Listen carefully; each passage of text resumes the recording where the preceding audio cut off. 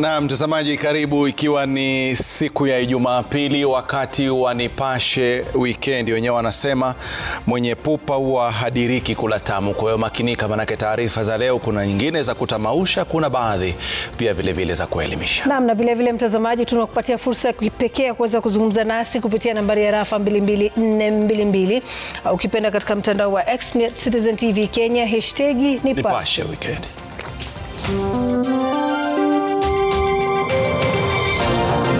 Akajaribu kunielezea kwamba huyu mtoto alikuwa amewekwa kwenye rumu ya peke yake.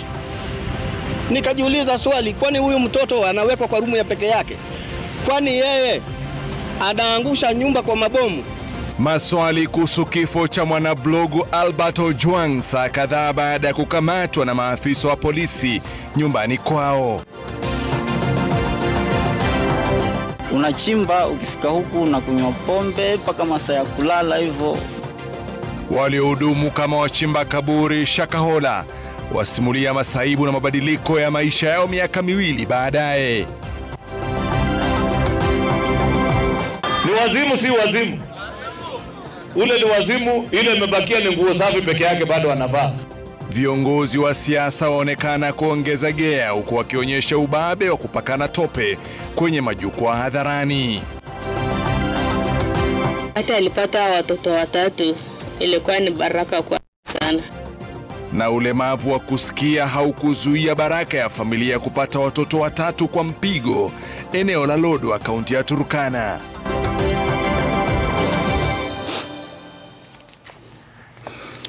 Na mtazamaji, karibu, mwenzetu ni Ulanzale tayari kwa taarifa hizi kwa ishara. Na mtazamaji, tafakari hili. Mshukiwa anakamatwa mbele ya wazazi wake na maafisa wa DCI, kisha chini ya saa 24 mzazi anapokea habari za kifo cha mwanawe katika kituo cha polisi.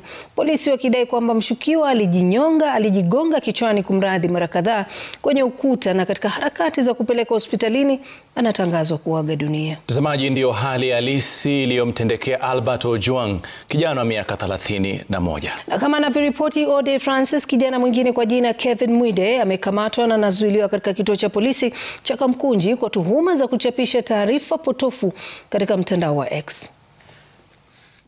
Akiwa anapata chamcha nyumbani kwao na familia yake, maafisa wa upelelezi walifika na kumchukua Albert Ojwang na kisha kumtia pingu mida ya saa 8 mchana.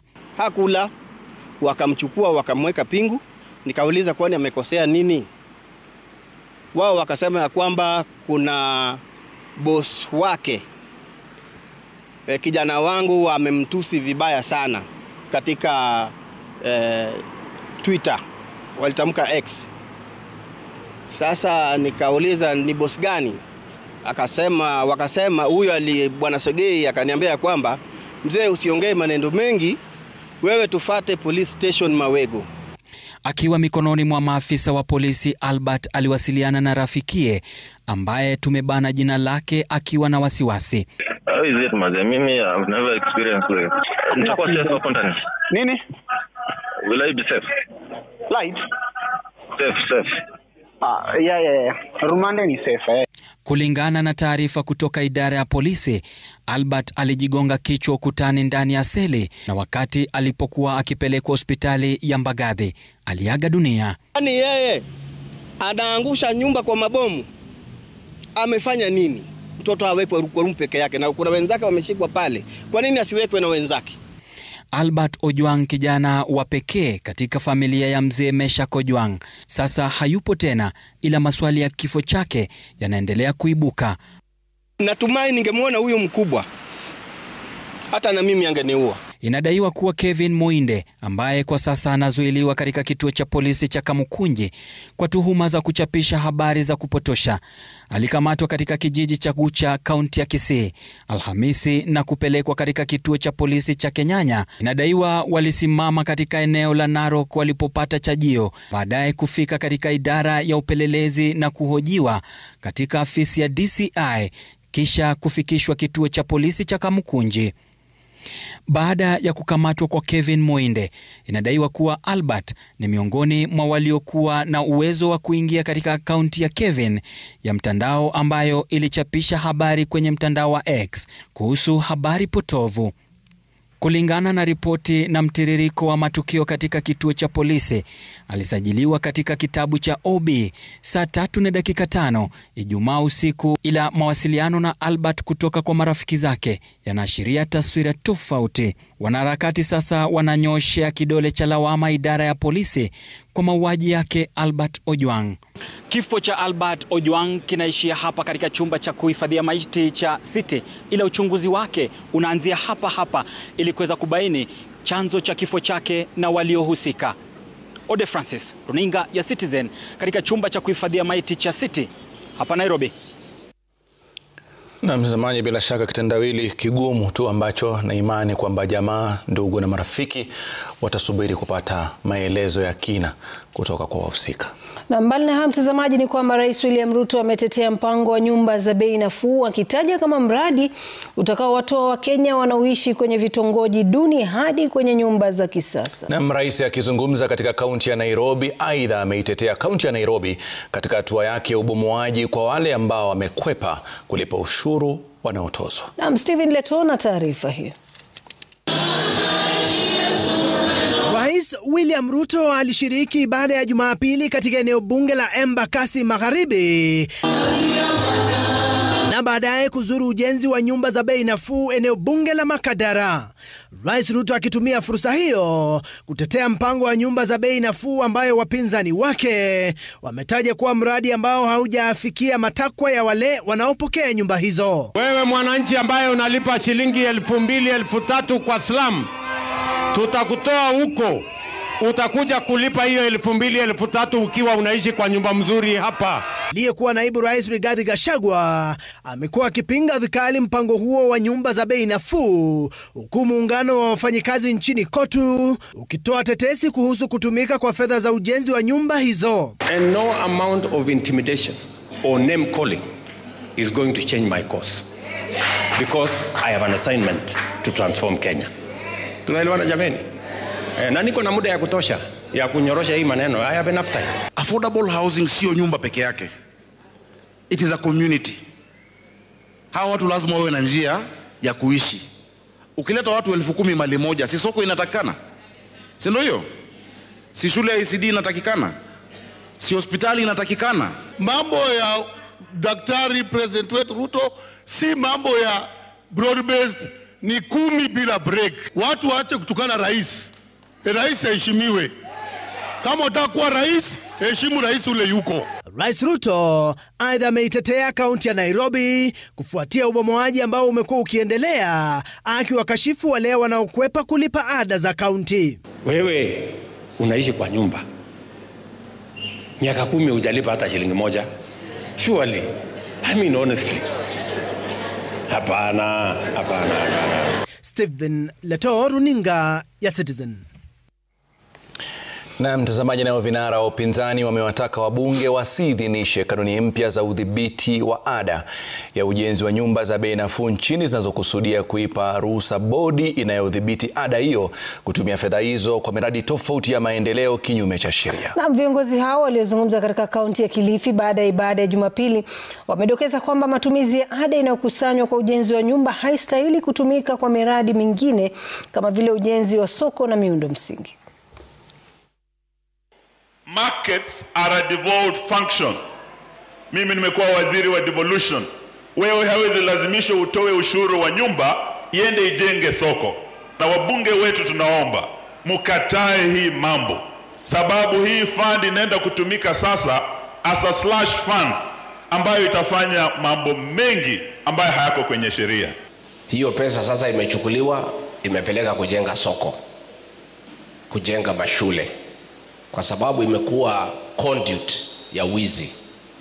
Na tumeshukuru kuona huyu Atwoli ameongea pale katika NSSF, ambaye yeye ni one of the trustees. Pesa ya wafanyikazi wale ambaye wataenda retire imekuwa diverted kwenda kujenga Bomas of Kenya, ambaye ni project private. Na kwingineko, viongozi wa Kenya Kwanza wakiongozwa na naibu wa rais Profesa Kithure Kindiki nao wamemwelekezea makombora alikuwa naibu wa rais Rigathi Gachagua, wakisema anaendeleza siasa za utengano na ubaguzi. Na viongozi hao wamewataka Wakenya kutokubali kugawanywa kupitia sera za upinzani.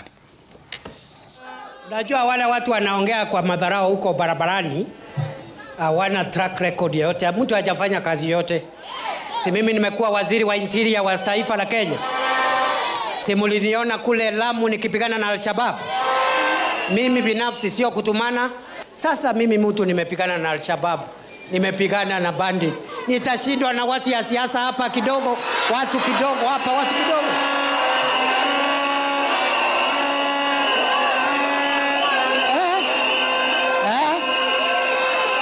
Mimi ni noma si noma. Mimi ni fire si fire. Yule mkabila sasa ameanzisha jina ingine anajiita Cousin. Lakini mimi namrudisha tu, namwambia yeye bado ni mkabila.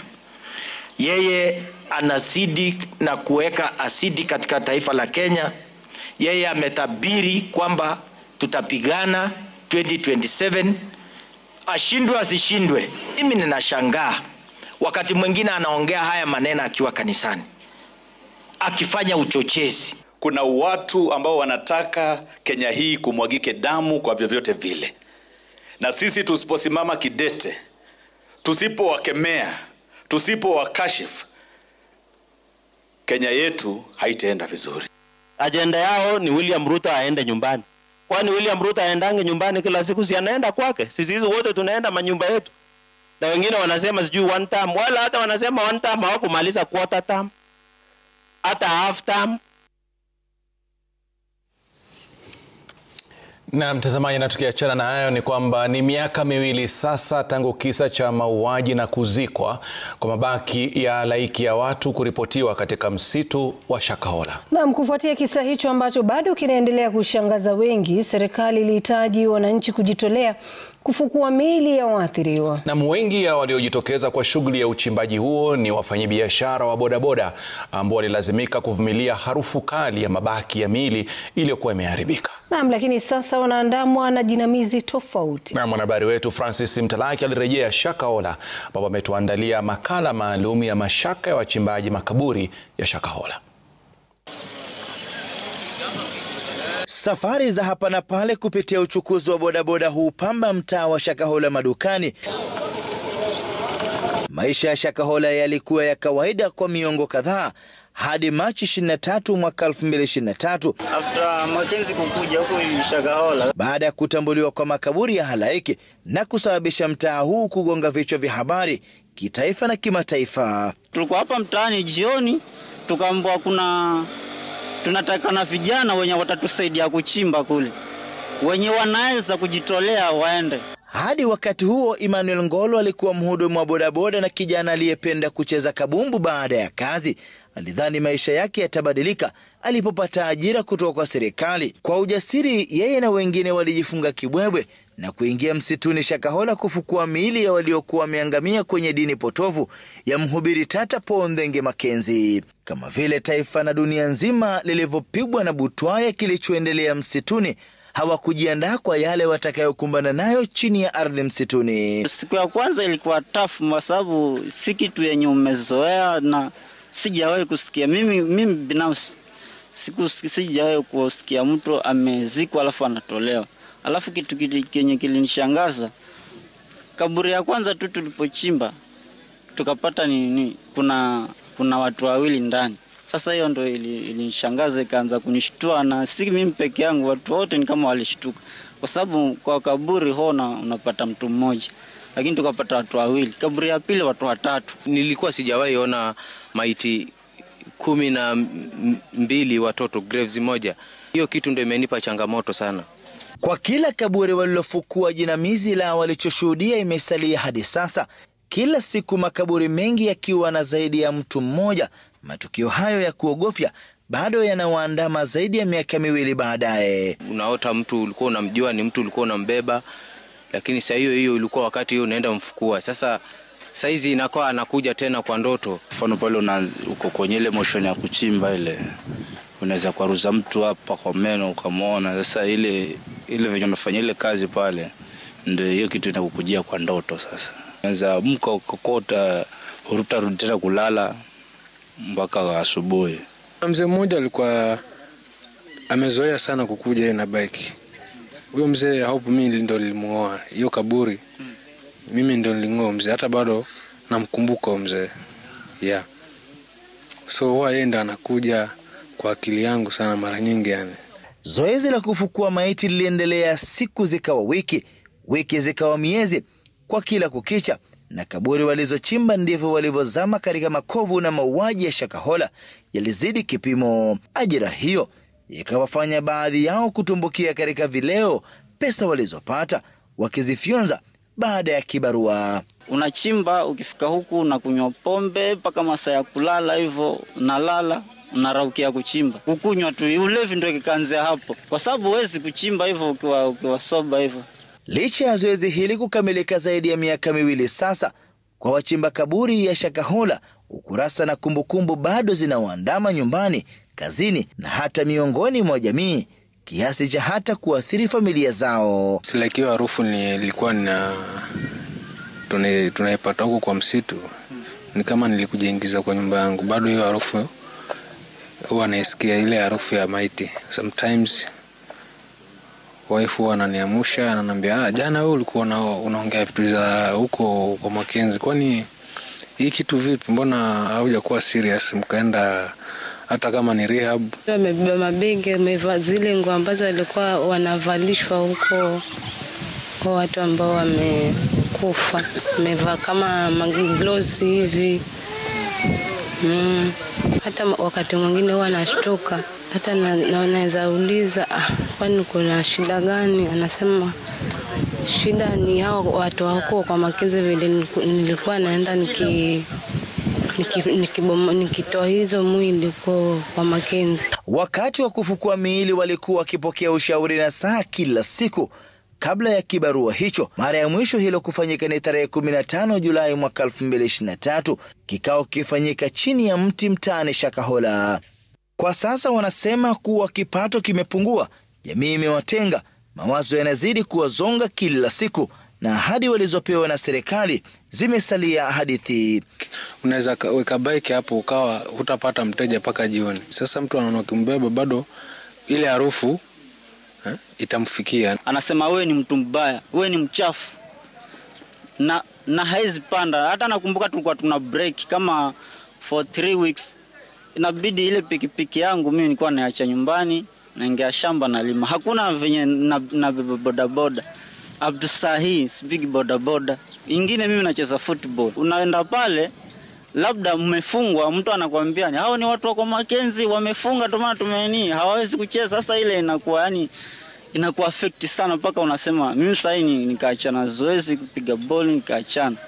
Miaka 2 baada ya mauaji kuripotiwa katika msitu wa Shakahola, matukio walioshuhudia wachimba kaburi bado yanayofuata, huku wakiitaka serikali kuweza kuwasaidia na taasisi zingine ili kuweza kuvuka daraja hili.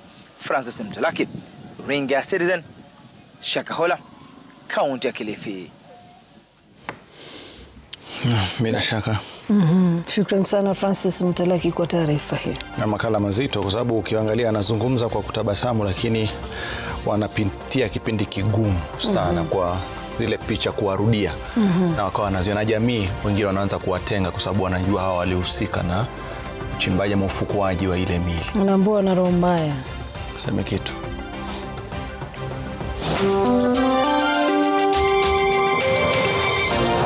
Ni wazimu si wazimu? Ule ni wazimu, ile imebakia ni nguo safi peke yake bado anavaa. Viongozi wa siasa waonekana kuongeza gea, huku wakionyesha ubabe wa kupakana tope kwenye majukwaa hadharani. In the name of the Father, of the Son, and the Holy Ghost. And now I pronounce you everything else. 25. We go. Let's go.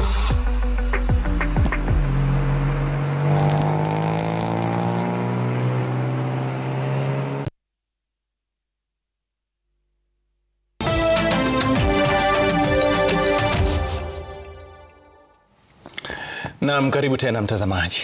Na ubabe wa kisiasa kati ya viongozi wa upinzani na wale waliomo serikalini umegeuka na kuwa mashindano ya kupakana tope hadharani na kushusha hadhi ya sifa ya kuwa kiongozi au hata wao wenyewe kuitwa waheshimiwa, kwani kuna upotovu wa nidhamu. Na ulingo wa siasa umegeuka na kuwa dimbwi la maneno machafu, matusi na hata vitisho, kwa wanasiasa hao wakilenga kujipendekeza kuwa bora machoni pa mwananchi. Je, ni siasa au utovu wa nidhamu? Na Melita Oletenges anaarifu zaidi. Siasa mbaya, maisha mabaya ni usemi ambao viongozi wa leo wameupa kisogo na kutia masikio nta kuhusu kupunguza cheche za matusi siasani. Kila hafla ya kisiasa ikionekana kama nafasi ya kujigamba kuhusu nani ana matusi na kejeli zaidi kumliko mwenzake. Za hivi punde, huyu mtu ni mgonjwa, wapeleke hospitali Mathare aangaliwe kichwa kama bado ni timamu. Ni wazimu si wazimu? Ule ni wazimu, ile imebakia ni nguo safi peke yake bado anavaa. Fahamu za uongozi bora zinaonekana kuwaepuka na kuwapima akili washindani, ingawa si madaktari. Lakini upande wa upinzani pia wamo. William Ruto ameanza kupura, zingine anapatia ile mtu anaongea.